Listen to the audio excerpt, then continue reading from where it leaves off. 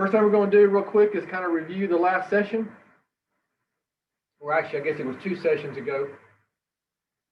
We went through the first part of the GSM leadership virtues. And if you didn't figure that out, we're using just the letters from the word leadership. We went through the first 5 letters of leadership. The L was 3 sections were listen, learn, love, and these are the GSM leadership virtues. E is have enthusiasm and exceed expectations.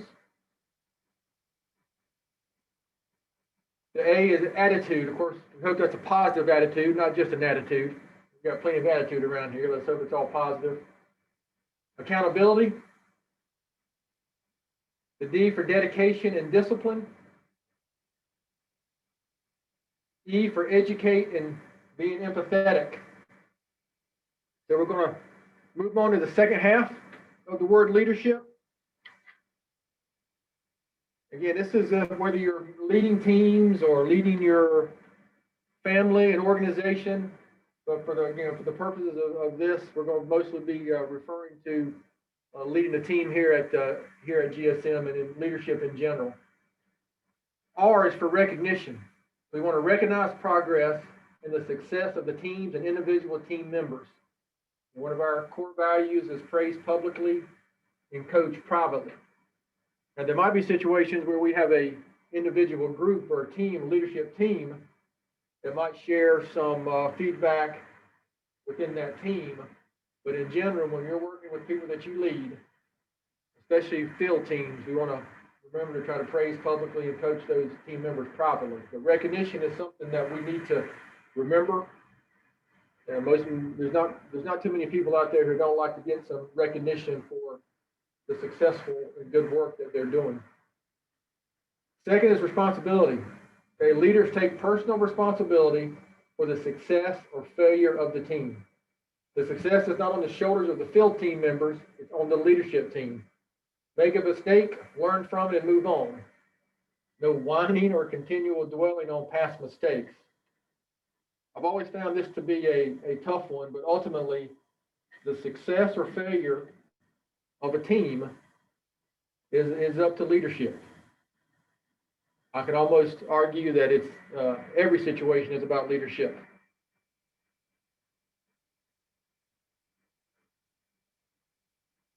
S, service. We are a customer service company that happens to perform commercial and home comfort services. While customer experiences are now needed to maintain growth. When you're in a position of leadership, it really helps if you have a service mindset. And from service, it's not just servicing our customers, but servicing both the internal and external customers. A good leader has a mindset of serving others. Again, we've discussed this before over these sessions, but a big one is just remembering as a leader, it's not about you. It's about the team and the people that you're serving. Sundown rule. This is a good one. This was the original GSM core value. And if you've been here any period of time, you've heard this one more than once about the sundown rule, that we communicate with customers and team members to let them know, some good grammar there, let them know the status before the sun goes down. So please note in there, it says communicate with customers and team members. So this also applies to individuals that you work with. I think oftentimes we focus so much on that being about our external customers that we forget that we need to apply the sundown rule also to the individuals that we work with. So service and the sundown rule. On to the H, honesty. Honesty is almost, I don't know if I would call it a core value. It's what I would call a permission to play type of trait. You have to always be impeccable with your word. A healthy team has open and honest conversations about what is going on within the team, on jobs, with customers, etc. I think one of the greatest lessons I learned early on as I started dealing with more and more customers. We have an issue, own up to it, tell them that we made a mistake, it's our issue, and then go fix it. Trying to make excuses. Customers frankly, in your coworkers is the same. But customers and coworkers don't really care about excuses. Um, we can be forgiven for the mistakes that we make if we're honest and upfront about it. And then I want to point out too, we mentioned this just a few minutes ago about maybe feedback within teams, but a healthy team has open and honest conversations. Highest quality. Always do our best. We must perform our work to the highest quality standards possible. There are no other options here. A lot of the work we do, we've talked about this many times, but a lot of the work that we do is unseen by our customers. So they have to be able to trust that we're going to give that quality, because oftentimes they're not going to be on that roof, they're not going to be in that attic, they're not going to be in that mechanical room. They're not going to see a lot of the work that we're doing. So they have to trust us, and they should trust us to perform that work to the highest quality. Ultimately, customers, doesn't matter whether it's residential or commercial, customers really only want three things. They want quality work, and they want us to do what we say we're going to do when we say we're going to do it. That's why those three items right there are in two of our core values. So again, H is honesty and highest quality. Moving on to I, integrity. So this is basically what I just said. What do we do when no one is watching? What kind of work are we doing knowing that our customer might not necessarily physically see or can't see the work that we're performing? We must always keep the customer's best interest in mind.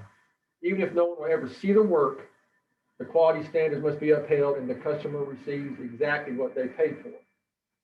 That kind of just goes to integrity. It's what are you doing when no one is watching, and what type of work do you perform when you know that no one might actually see the work or the finished product.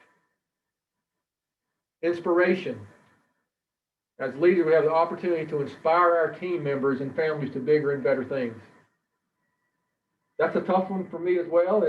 What does that mean exactly? Inspiration can mean so many different things to so many different people, but ultimately, that's why I use the word there. We have the opportunity to inspire our team. If we're trying to do bigger and better things, that's something that a leader hopefully is able to accomplish and to inspire others to be better. So finish off the word leadership with persistence. Persistence means never quit. Things will not always go our way. We're going to face some adversity. Every job is not going to go smoothly. There will be obstacles. We must accept this and keep moving forward at all times. Change is inevitable.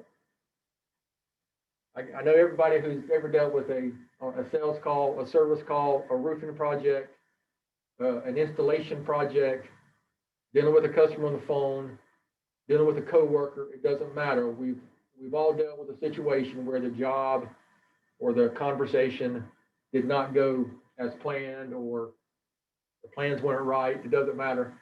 There's all kinds of things that we face that are obstacles, and ultimately it's just part of the job. So again, good leadership is persistent and getting things accomplished and helping our teams move forward, even when we have to face some obstacles. Last thing on P, on leadership, is professionalism. This is another interesting topic because what defines professionalism can be a little subjective. It might mean something different to every individual, and it also could mean, professionalism a little bit different, whether it's a residential type project or a commercial type project, or even the customer's perspective might be different. But we must always work and act professionally. The community, our team members, and customers are watching us to see what type of standard we set as an individual and as a company. That standard must be a high level of professionalism. One example is gossip. We cannot have gossip going on within the teams. This type of environment can cause long-term damage to the success of the team, division, or the company. And speaking of something like gossip, what is the true definition of gossip? I think we all might think of that middle school gossip that you used to hear, but gossip by definition is talking to someone about a subject or a topic that in that individual you're talking to can't do anything about it. So think about that for a second. If you're discussing a situation or an issue with someone, and that individual you're talking to doesn't have the authority, the power, or the information to do something about it, that's gossip. So think about that the next time you're dealing with something, or you have some issue. Take it to the individual or the team leader or whomever can actually do something about it, as opposed to a coworker or someone, again, who really doesn't have the information or the ability to do something about it. That's kind of the pure definition of gossip, and it's one I don't think we think about enough, as opposed to the old, middle school gossip that we all probably have dealt with back when we were a little bit younger. So again, the P in leadership is persistence and professionalism. So now I'm going to move on quick here, and we're going to go through, we're getting near the end of this actual primary presentation, and I'm going to go through a few other leadership considerations, things to think about. First, as we're going through our days, our core values should drive decision making. Our core values should drive decision making. So when I at orientation, when I talk a little bit about our core values, one thing I try to point out is the core values are really more guidelines for our behaviors and the decisions we're making, as opposed to what we might actually do. It's not necessarily it's the action, but it's what drives our actions and our decision making. Failure is a leadership issue. So if you're a leader and you have someone on your team who is not performing up to their ability, or not performing in the manner that we need them to perform, that is a leadership issue. Professional, respectful conversations, conflict within a team can be positive. Okay, that can be a positive. We talked about it a little bit. We're talking about tight, successful teams are able to have respectful conversation and conflict. Here's another big one. Try to avoid making assumptions about what your team members know or what they understand or believe. We must constantly train, coach, verify, and reinforce.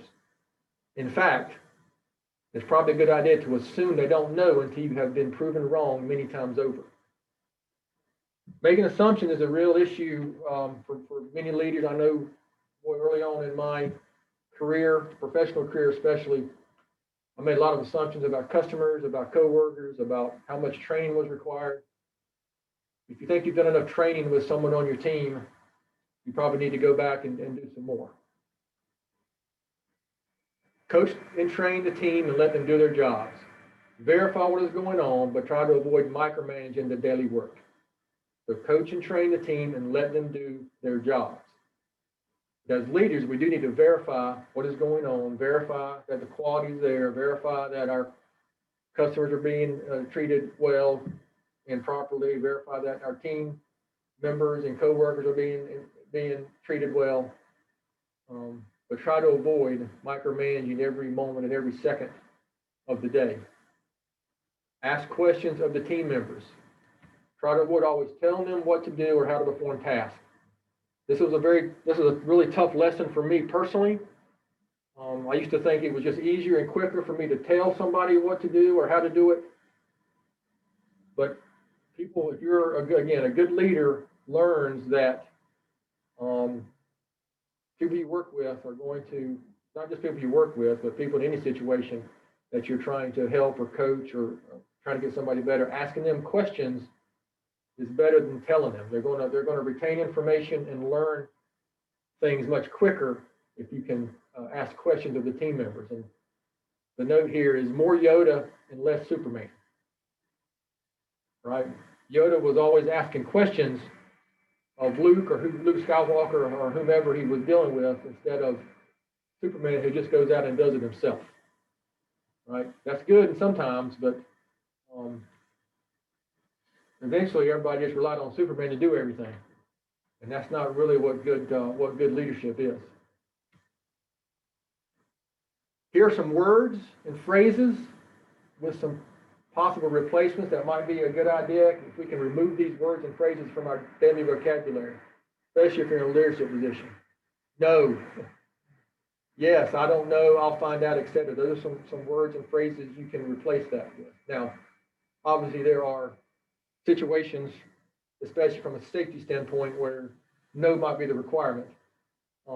But most of the time, we can find other ways to communicate besides immediately using the word no. Asking questions instead of automatically saying no is another way to deal with that.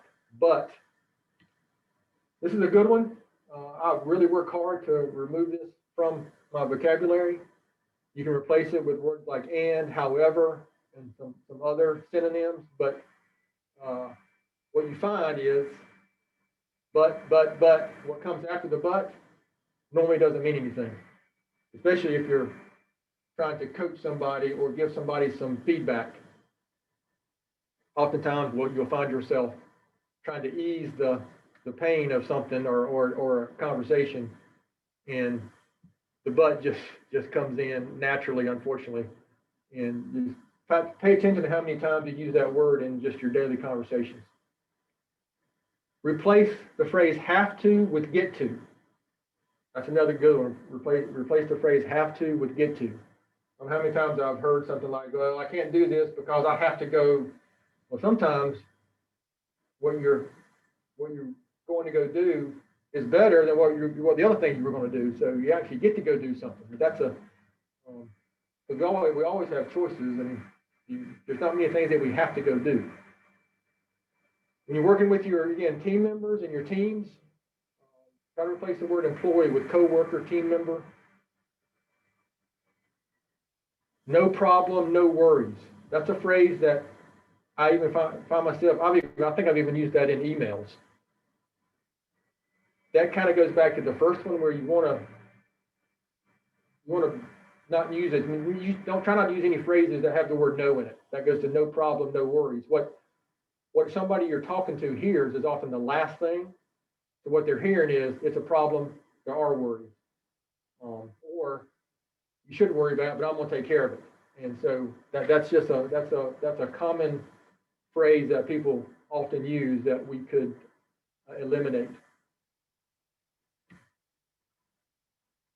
All right, so we're going to wrap this up here, and I got a short video, but here's the ultimate purpose of leadership. This is probably the best way that I could summarize what the ultimate purpose of leadership is. Help members of the team be more successful, both professionally and personally. Create more leaders. And if you want to, we've been talking about this for several months now, and ultimately the purpose of leadership is to help members of the team that you're working with be more successful, both professionally and personally. And then secondly, it's to create more leaders. So in a professional environment, creating more leaders, you could also define that as coaching and training somebody to replace you. That's the ultimate purpose of leadership. Or hopefully, as a company like ours grows, you're training the next team leader, the next service tech, the next project manager, or whatever the case may be. That's ultimately our job. All right, I got a quick. It's about a 5-minute video, and let's cross our fingers and hope it plays. Everybody can hear it. This is not the best quality video, and it's a little bit aged, but really pay attention to the content and what this gentleman is talking about.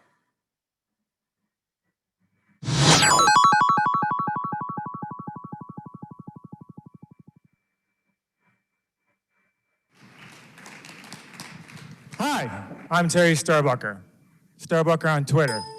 And today I'm going to talk about how to tell the difference between a boss and a leader. Who wants to be a leader here? Who's going to be a leader? Who's trying to be a leader? Okay. Okay, here we go. Meet Boss Man. You all know Boss Man, right? He's the guy that says, you are empowered to agree with all of my decisions. Now that's Boss Man. And what Boss Man does, he goes in Boss Man mode, right? He stops being a leader. He supervises a staff. He has staff that reports to him, and everybody does what the boss says because he's the boss. Now, I'm going to tell you today, in my own words, how you can tell the difference between a boss and a leader. So your team don't fall into what I call the bottomless pit of failure, because you need leaders. So here we go. Boss only sees things in black and white, right? It's right or it's wrong. But a leader also sees the gray, like maybe we should take a look at this rule, and maybe we should look at this policy and change it. Now that can be tough, but it has to be done. A boss likes to tell, here's how you do this. A leader prefers to teach. I want to show you how to do this. And that's really important. A leader must teach. A boss sometimes likes being on a pedestal, waving above the fray. Everybody's below them. But a leader gets into the weeds. He rolls up their sleeves. He drinks the coffee and eats the donuts, as it were. A boss gets lost in the morass of all the details, of all the different things. But a leader keeps the big pictures, so you never sweat the small stuff. And the small stuff isn't worth sweating sometimes, really. A leader rules by fear. Do this or else. Or inspires with trust. You can do this. You know, you really all can be a leader. Trust me. A boss is hubris. The least important word in my word is I. I do this. I do that. Bosses do that all the time. The leader shows humility. They use the most important word. You know what the most important word is? We. A boss likes to talk. Yak, yak, yak, yakety, yakety, yak, like Charlie Brown. Wah, wah, wah, wah, wah, wah. A leader says,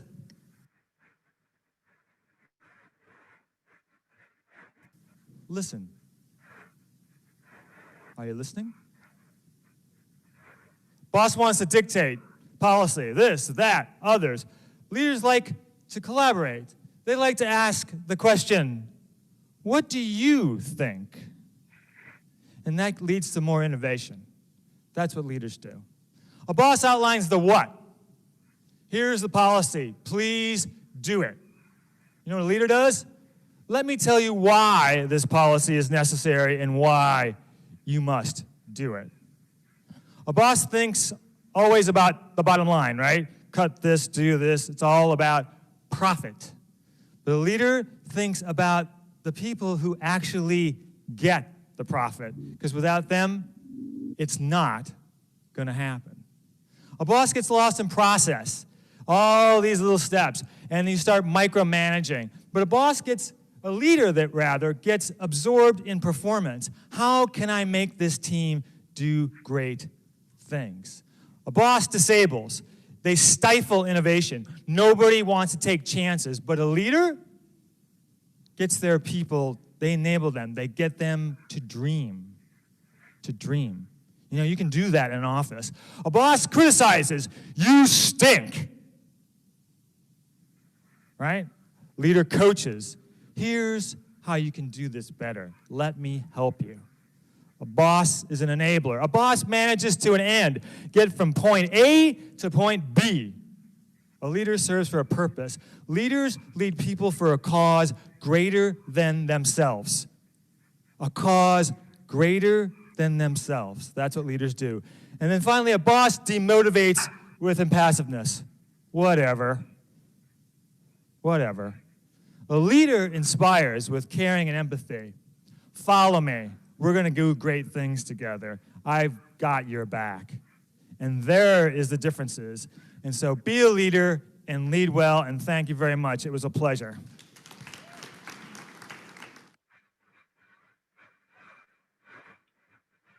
All right, we can send a link out to that video as well off of YouTube.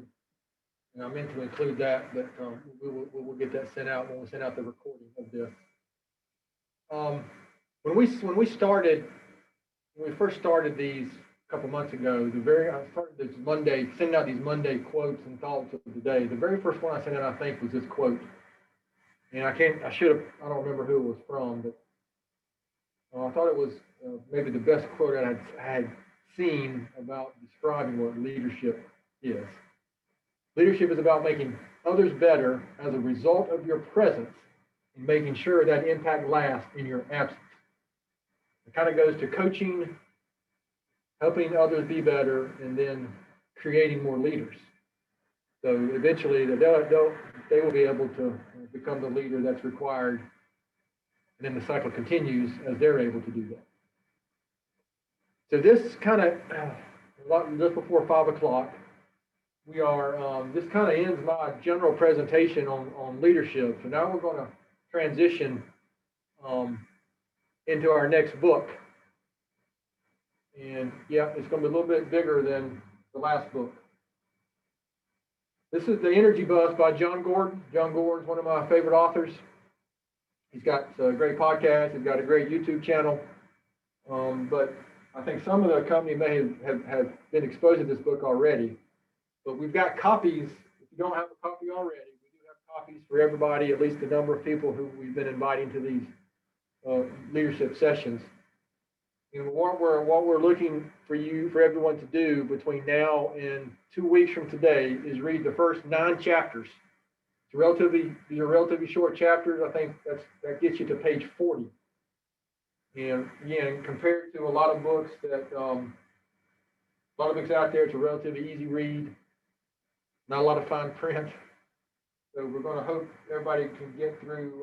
We're going to ask you to get through page 40, and then at the next session, we're going to start kind of going through those first 40 pages on this book. And the subtitle is The 10 Rules to Fuel Your Life, Work, and Team with Positive Energy.